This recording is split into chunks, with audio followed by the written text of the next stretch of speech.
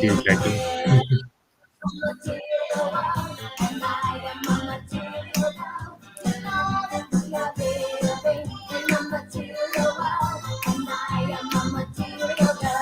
Hello, live community, Confidant community.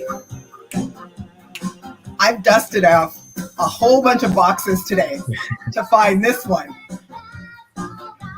Do you folks remember this one? I told you I went way back.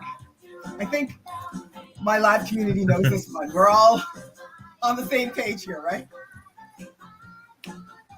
We're talking. Anybody know this? Please, if you do know this song, please post in the chat and tell me if you remember this. It's Material Girl by Madonna. I had to ask Jin, our millennial, who's joining us on the live today for our Yes, you did. Welcome, Jin. Do you remember Thank you. this one? No, I think it's more of a culture thing growing up in that country. What's that? I think it's more of a culture thing. Maybe age is fault. I know. I was like, Sorry? how could he not know this song? It's Material Girl by the original Material Girl, Madonna. When was the song released? Do you know? In the 80s. Look it up. 80s. That's what I always say to millennials. Okay, yeah. Looking up now. You just have to look it up because it's Madonna. Madonna is obviously one of the heavyweights, the female heavyweights in the music industry. Like I countless awards, countless movies, countless everything, right? She's also, making bank out there in those streets. So yeah, Madonna, now you know the song. You've probably maybe heard it way back when somewhere, Jin, but I just wanted to bring this song out, Confidant Community, because I thought it was so perfect for our live today. In case you didn't know, we're doing lives this month, and it's all about inflation. We're talking about inflation all month, and I thought Material Girl is a really good song talking about inflation because it's all about those goods and services, because inflation is really about that. True. I'd love to know, Confidant community, how many of you are dealing with the effects of inflation right now? If you are, please post in the chat. What are your thoughts on inflation? We are living in a material world. I'm a material girl. How many of you out there are also material girls that are feeling the hit when it comes to, what it means to be a material girl in 2023 when everything is a little bit more, maybe a lot more, right? Maybe a little bit more isn't the right number. It's probably a lot more. So as you know, we're back for this Wednesday's version of the live, which is our Ask Me Anything series. And Jin, as I said, welcome back. Good to see you. We're going to be deep diving into inflation because I feel like it's a term we throw around a lot. But what does it actually mean? What does inflation actually mean? As I said, I'd love to know what your thoughts are on inflation. If you're a material girl like me and you're dealing with the effects of inflation, please post in the chat. I'd love to know your thoughts on it. So we're going to talk about inflation, what it is, so that we all are on the same page, because as you know, this live is all about making financial conversations accessible. So we don't want to take anything for granted about what you know when it comes to inflation. We want to talk about it. We want to talk about what inflation is, how we got there, how it's affecting you, and finally, but of course, most importantly, what are we going to do about it? How are we dealing with it when it comes to people's financial plans? So Jin, let's talk a little bit about inflation and kind of how we got here. Sure, yeah. So I think talking about what inflation is in terms of definition is a good place to start. So inflation is basically, as a lot of people may already know, it's rising in prices of things we buy. And it's often measured by an index called CPI, Consumer Price Index. What it does is basically looks at a basket of goods a typical consumer purchases and buy, and see how those prices changes over time. And so that's pretty much how inflation is measured and what the definition of inflation is.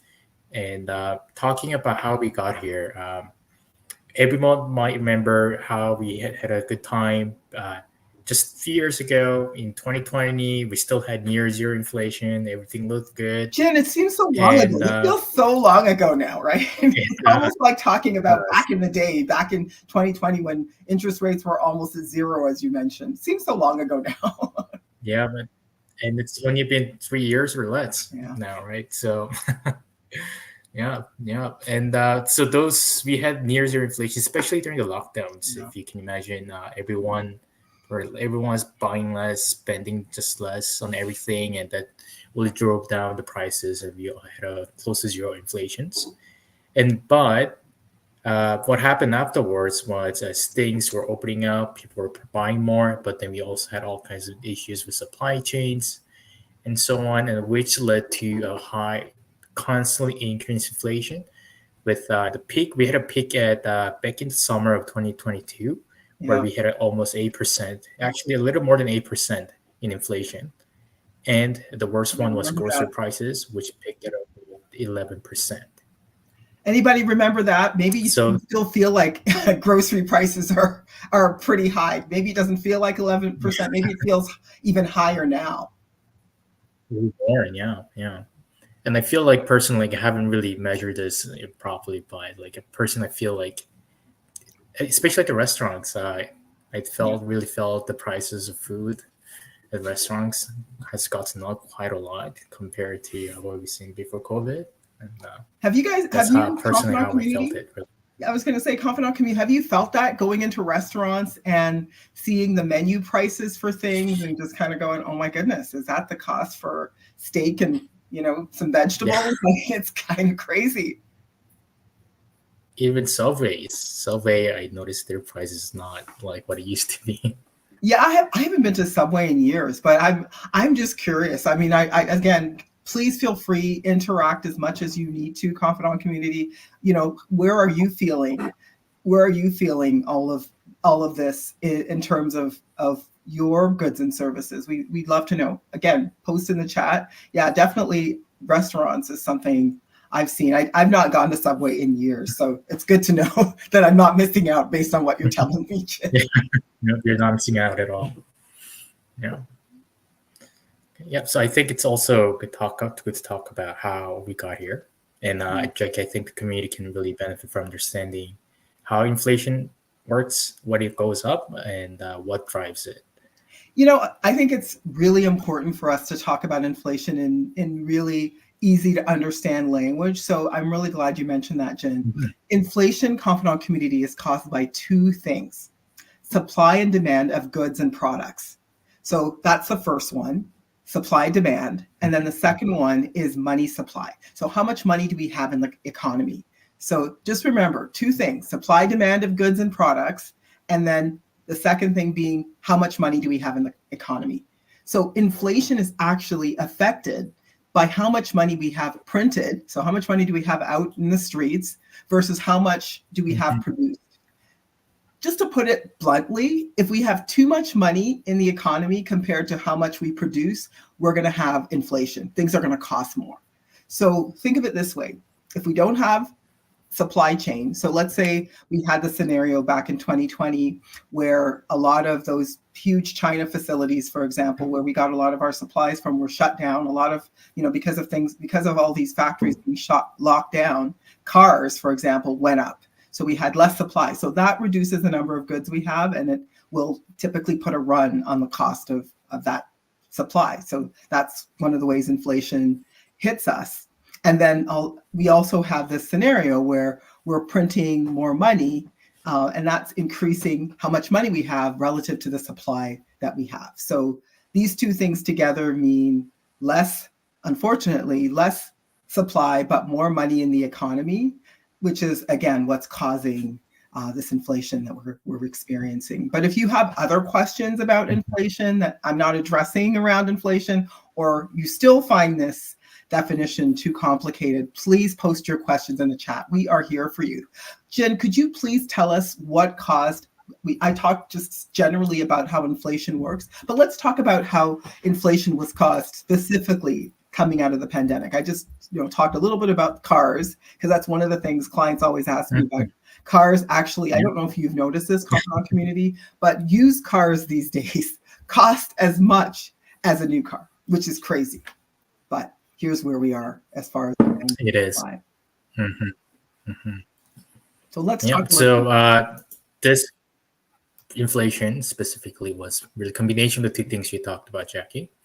So on, let's say we're looking at the money supply side. During COVID, the government was just giving out money to a lot of people. So that increased the money supply. And also, up until COVID, we were still trying to recover from the '09 financial crisis where they made the money cheap. And to do that, they were constantly injecting more money into the economy. So there was a lot of money going around within the economy. And then number two, looking at the supply side, what happened with COVID was because during the lockdown when we had zero inflation rate, everything there one almost buying was so a lot of factory ended up shutting down. One due to lockdown regulations, and two because they were just simply running out of the business because they couldn't afford to stay in the business with so much demand going down. So with that happened, we even after the lockdown is lifted, we still have less factories producing less goods, and all yeah. this geopolitical tensions, the war definitely did not help with it. So that's why we've been seeing a lot less goods being supplied to the economy when we have all this money in the economy, which shoot up the inflation as we've seen. Exactly. And just even as a society, we were locked down. So we weren't, generating, Yeah. gross domestic product. We weren't generating any productivity either if we're locked down and, we were getting COVID grants, but not necessarily generating any production of any goods or services either. So all of these Mm-hmm. disruptions in our economy in 2020 just has created this scenario where we Yeah. are on this path on inflation. So Yeah. Good thing it has came down quite a lot compared to what yeah, we see it we're close to 8%. I think right now September data was around 3.8%, which is a lot better than 8%, but still it's the government, the Bank of Canada, they are looking to bring it down to 2%. So that's we right. might still, to their standards, we still have higher inflation. So we might see more actions from Bank of Canada or maintaining the rates. Yeah. Yeah, and as I was saying, I don't know if as when we talk to clients about inflation, they certainly say it doesn't feel like inflation has come down. It still feels like the cost of goods and services are still high. So we would love your feedback, confidant community, on this. How inflation is affecting you. So please feel free to share. Post in the chat. Anything else you want to tell us on inflation, Jim? Uh, and this is personal opinions on what the Mhm. long-term inflation might look like is we had a really good low inflation time, but this may not be something we will expect to see going forward. And that's just mainly because the labor cost around the world has gone up compared to what it used to be for the past few decades. So Right. if you think about it, China, they were calling themselves the factory of the world, and they were producing most of the goods being produced around the world. And their labor costs, as their standard of living goes up, their wages has gone up, and their labor cost has gone up quite a lot. Which means that things we use on a day-to-day basis are not being produced at the low rate we used to enjoy it. So That that's it could be probably a the new normal. I agreed. I think that's probably the biggest sticker shock we're going to face is, getting goods and services from China aren't going to look like, as you said, Mhm, it's the new normal. mhm. They're not going to look as inexpensive Yeah. as they did in the past. Mhm. And Great. one way to counter that potentially is if there's technological advancements which we're seeing, which can rise up the productivity and end up producing more outputs, more goods at a lower prices. And this is actually one of the reasons when we work with our clients, we expose our clients to technology sector, assuming that their risk profile fits into the investment. Yeah, because there is, we always kind of want to look at the glass half full, glass half empty. The glass half full Mhm. is, yes, we're not producing as much, but will technology make production more efficient so that, with technology, we'll be able to produce more and hence bring down Yep. inflation. And if you're a client who fits that, as you're saying, Jin, that risk profile that, is interested in taking on, technology in your portfolio, it might be an opportunity from an investment standpoint as well. Well, thank you for bringing that up. I think that's really great information to share with the Confidant community. But now let's talk a little bit more deeply about how inflation might be affecting our Confidant community, people like yourselves who are listening. As I keep asking people throughout this live, is how do you think inflation is affecting you right now? There's a bunch of different ways inflation's affecting people. We talked about cars and groceries, but are you also feeling the pinch of inflation when it comes to gas? That thing you got to put into your car, or rent. Has your rent gone up? Is your landlord talking to you about increasing your rent? Or maybe because of inflation, because of interest rates, these are some things. I'm a landlord. I see this in the chat a lot. People talking about rent eviction or finding ways to get their tenant out because they're not able to afford the investment property they purchased because of rising interest rates. And so they're looking at, trying to get ways to get their tenant out so they can, continue to pay for the property. Which is an unfortunate outcome of inflation. Are you seeing your mortgage? Like we have a lot of clients who, they are dealing with variable interest rate that, has tripled since the pandemic started. So, how is that impacting your lives, Confidant community? Seeing your mortgage, if you're a variable interest rate holder, like some of our clients, are you, struggling to keep up with your mortgage payment? We'd love to know where you're feeling the pinch of inflation the most. That's definitely something, we see clients telling us that they're really feeling it is in the interest rate on their variable mortgage. But you can also have a mortgage that's coming due. Maybe you've been, having this wonderful period where interest rates have been low. You took a fixed mortgage, but your mortgage might be coming up next year or the year after, and you're trying to figure out how to get ahead of your mortgage amount and tackling paying down the mortgage before you get to that point. So these are some of definitely the issues that we're seeing people struggle through. Obviously, the thing about inflation is it does mean that often when we're talking to clients, they may not be able to, they don't have as much pocket money. They don't have as much free cash flow as they did starting the pandemic. It might mean as a result, they might be eating out less or traveling less because they really want to redirect some of their free cash flow to pay down their debts or to deal with the increased cost of things. So even if inflation isn't affecting you day to day, it might mean you're saving less. So, and this is actually one of the reasons you have to really think carefully about money that's just sitting in your saving or checking account, collecting dust. For those of you who work with me, you've heard me say this before. That is going to actually impact your return, because if you have money collecting dust, remember, inflation is eroding your purchasing power. You're seeing interest rates, inflation at 3.2, 3.4. So if you're not making that money on your savings account, you're actually losing that money. So you're losing your purchasing power every single day. Your money sits in a savings account earning nothing. And really what that actually ends up meaning is that 4% inflation rate, you're losing basically 4% a year. So you got to think really, really carefully about how you're putting your money to work, because if your money is losing value, it's not going to go as far during your retirement. And it's also going to mean it's going to be more expensive to borrow that money. So typically what happens, right? We talk about more money in the system. That's why interest rates are going up, because if there's more money in the system and inflation's eating at it, it's going to mean it's going to cost you more to borrow, right? So that's kind of the situation we find ourselves in right now. But Jin, what are some other ways that inflation can affect our finances?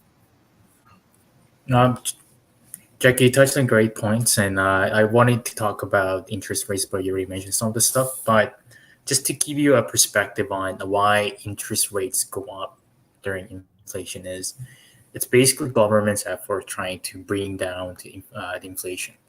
What they're doing is they're raising the rates, taking some money out of economy, making money more expensive for people to borrow, which will bring down hopefully inflation. And we are definitely seeing the impact of those with inflation rates actually going down. And but it's hurting Canadians a lot. The higher interest rates, especially with the mortgage, it's also especially if you have line of credit balances or HELOC. Just to put it as perspective, let's say you are getting a waiver rates at 1.5%. Now the interest cost alone would have gone up by 4 times. Yeah. So that means if you're paying interest of $2,000 on your HELOC at a 1.5%, if now you'll be paying around 8,000 a Yeah, month. that's a big Right. number that I'm sure lots of people are losing sleep around. Yeah, yeah. So for not a lot of Canadians, that's a big amount to pay, and we could very well be in situations where not a lot of people can afford to pay, and see a lot of more financial difficulties in terms of potential bankruptcies, or even foreclosures on homes, and especially Yeah, when uh, all the mortgages that were refinanced during the COVID with the super low interest rate comes up for renewal 5 years from 2022, which is coming up to 2025 or 2026. right. So what you really need Yeah. is to have a plan and get ahead of these looming debt conversations that that's the challenge, right? When people are stressed about finances, they may not want to deal with it. And so we're talking about inflation, which is something we Mhm. might have to be dealing with for a long time. So tell us, what are some of your suggestions? What now? What do we do if we recognize that we have, inflation might be with us for a while? We have this scenario where people who are affected by things like a mortgage coming due in a year or two, what are some things that they can do? So I think it's really a good time to start talking to your advisors. So it could be your financial advisors, financial planners, and even your mortgage Brokers. brokers to see Yeah, exactly. Mhm. to see what you can do with your mortgage and what your new expenses look like. So also, especially if you are looking into retirement planning, you might want to start looking at, if you ever done a retirement plan before, it might be a good idea to start looking at what were the previous assumptions that were made in the plan. What inflation rate when you first created your plan was used to project your retirement, and what rate Yeah, of that's return that's a big after one, Jim. inflation. Yeah, let's dive into that, There. Jim, because that's a big one. Because I think what people need to know is we've been getting updates as certified financial planners. We've been getting updates from FB Canada to adjust our assumptions in our financial plans to factor in that inflation has gone up. So where we used to use 2%, we're using 3% or 2.5%, depending on the client we're dealing with, just simply because we want to make sure we properly factor in inflation into their plans, right? And even when we talk about how Bank of Canada is targeting for 2%, that doesn't mean it will be 2%. We might see more of a long-term inflation going at higher rate. I see a comment from Angela. Yeah, I'm gonna bring that up, Tom. I'll let you finish, and then I'll bring up Okay. Angela. Thank you for All right. sharing that question. It's a good one. Okay, sounds good. Yeah, so just looking into the assumptions that were made in your plan, it's one thing to check, because if your assumptions were too optimistic, then you might need to review and reassess your retirement readiness, because that's going to impact your retirement readiness, and you don't want it to get into situations where you retire only to find out you don't have enough purchasing powers that could sustain the same lifestyle you currently have. Yeah, all the way till your, life expectancy. And that's a whole other Yeah, it's conversation. But yes, ridiculous. we Yeah. do know that people are living a lot longer, right? So you definitely want your plan to Exactly. factor in inflation, assuming you live a long life, because you do not want, confidant community, your money to die before you do. hmm hmm Yep.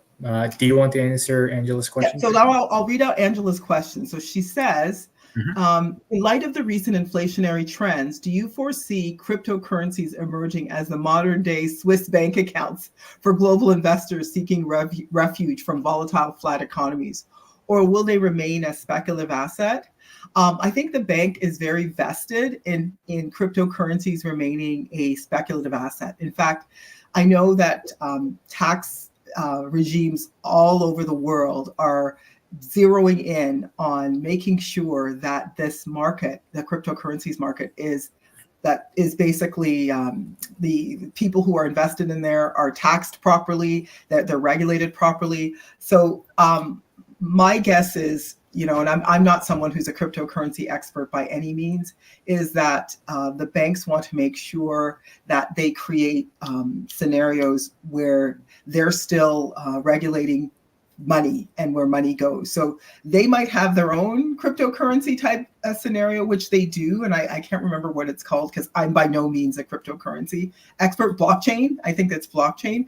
So I think we're still safe to continue to use the regulated, scenarios where you can invest money, know where it is, know where to, how to take it out, withdraw it. And so that's still your best bet. So I don't foresee that happening, Angela, but great question in any case. I don't know if you have anything else you want to add to that, Jin. Sure. Yeah, that's a great question, a very interesting question. But I think if you're looking really long term, no one knows what's going to happen with Exactly. cryptocurrency. But at the same time, even if it becomes replaces the fiat currencies, I still think there will be inflations within cryptocurrencies. So that means cryptocurrencies will not necessarily be inflation proof. So these are some of the things we still have to consider. Okay, I see another comment from Angela. Yes.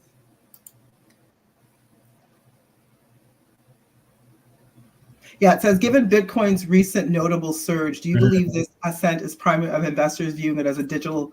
It very well could be, honestly, Angela, when it comes to these speculative type of investments, we never know what investors are thinking. There's lots of what we call chasers in the cryptocurrency market. So that's kind of what the things that affect the market moving are people chasing returns when they see something that potentially is going up. They drive it up and then they prove themselves right. So I'm very, very reluctant to comment on speculative areas of the market. I certainly wouldn't put your sleep at night money in these areas of the market just simply because we just never know what direction they're going to go. You definitely want to have a very well diversified portfolio so that if all of a sudden, just kind of similar to what we've seen happen in the last little while with cryptocurrencies or any speculative, is you don't want all of a sudden the bottom falling out and that's your retirement.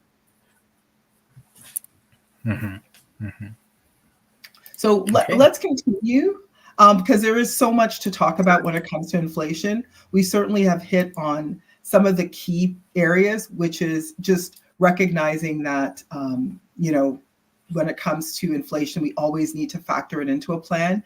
And that's one of the reasons why you need to review. You can't have a plan that you put it aside and you never look at it again because things like this are going to come up. So do we need to adjust for inflation? Do we need to adjust for the fact that you're going to, we want to plan for a long life for you because life expectancy is going up. I know I spoke about money collecting dust, but I know you also have some things to say about that as well, Jin. Yeah, 100%. So money collecting dust, Jackie mentioned, inflation is the reason why you should not be putting your money under the mattress. Right? That's right. The longer it goes on, it will start to lose value. And also, even if you're investing those money under mattress into investment, what you need to start thinking about is what your return is net of inflation. So whenever you look at your investments, you need to start thinking about not only the return you actually see on the paper, but how it did after the inflation. And which brings us to second point I want to discuss regarding what you should do in light of inflation is staying invested according to the plan. So when we speak with our clients about the investments, what we generally recommend is any money that you need to return, let's say 1 to 3 years, we recommend putting it into short-term investments like GICs, or we've been recommending a lot of money market funds recently. Yeah, can you believe it, Jin? Can you believe it? We're actually in a Yeah. market where we're seeing actually interest rates like 4 or 5% on short-term investments. So this is, we're going back to Yep. glass half empty, glass half full. Because we were near zero inflation and zero interest rates, we had zero returns on short-term investments. So now we have, we were Hmm. at 8% at one point, inflation. Now we have like 5%. So, sometimes you have to remember as an investor what the context is. Because I remember early in my career as a financial planner dealing with clients who were living through, like, these are my retirees when I just started the industry, people who had lived through, the recession of the 90s. And they used to remind me of the fact that they could get 16% or 15% or 13% GIC rates. And then I have to remind them, what was inflation? What were interest rates at that time? Many people in that market had they had double digit interest rates on their mortgages, but they don't remember that part. So always think of the context of when you're investing, what's going on in the marketplace, so that you can make realistic and you can adjust your expectations accordingly. What kind of market am I in? What kind of returns can I expect to get? And going back to what you were saying, investing according to the plan and staying invested, Jin, I definitely think the confidant community needs to understand that. Yeah, that's thank you for sharing that, Jackie. So, short-term investments, like JC money market funds, but for long-term investments, if let's say you're saving for your retirement or for your children's education, a diversified portfolio that includes stock still has historically generated superior long-term returns compared to short-term investments. And the challenge is, you might have seen recent markets where the GIC rates are a lot higher than how the market has been performing. But the challenge with that is knowing the stock market or diversified portfolio will generate superior return over long term. It's about, should you be putting your money into GIC now and then get into stock market, or should you stay in the stock market? So that's a question a lot of people, I imagine, will have right now, and that our answer to that is, again, going back to investing according to the plan and staying invested. The biggest reason is that we talked about this before in one of our lives, is that we don't know when the stock market will bounce back. And what happens is no one really knows when that's going to happen. And just missing out on few of the best days in the market can mean a difference of about 50% of your net worth over 30 years. So I think the numbers we looked at was, if you missed out the best 30 days over 30 years, basically one best day per year over 30 years, your asset would have been only half of what, compared to someone who would have been stayed invested during the whole 30 years. Yeah, and Yeah. I So can't. I that, really I really hope our confidant community appreciates when you say staying invested according to the plan. So think about, what is your investment plan. So everybody has different things that they need their investments to do. So if you have some money set aside for emergency fund, some money set aside for some short-term investment goals, and then you have long-term investments, investing according to the plan means not jumping in and out of the markets with that long-term part of your investment, because you will lose money. mhm, That's a mhm. guaranteed way, confidant community, to lose money in the Yeah. markets, is to jump in and out of the markets based on exactly what Jin was talking about, missing those best days. It's having that diversified portfolio, really understanding what you need your investments to do for you, so you don't end up in a scenario where your portfolio loses some of its capital and can't keep up with inflation. And then as I talked about earlier, your investments kind of dying before you do, because you erode your capital that much faster. Right, Jin? Yeah, 100%. Hmm. So I think, Okay. the Yeah. next thing So, what were you going to say, Jin? Go ahead. oh no, I there was one more point I want to discuss in terms of how you should prepare for inflation, is just really be prepared to adjust your lifestyle and think about the trade-offs.